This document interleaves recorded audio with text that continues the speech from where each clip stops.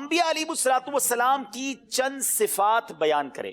انبیاء کرام علیہم السلام کو اللہ تبارک و تعالیٰ نے بڑا رتبہ عطا فرمایا تھا۔ اللہ تبارک و تعالیٰ نے انہیں ظاہری باطنی الغرض ہر طرح کی عیوب سے ان کو پاک پیدا فرمایا، اور اللہ تبارک و تعالیٰ نے ان کو اتنی عقل عطا فرمائی کہ کروڑوں عقل مند مل کر بھی ان کی ایک ذرہ عقل کا بھی مقابلہ نہیں کر سکتے، اور اسی طرح اللہ تبارک و تعالیٰ نے ان کو تمام تر نوازشوں سے نوازا ہے۔ سبحان اللہ، انبیاء کرام کی کیا بات ہے، کمال کی باتیں لکھی ہیں۔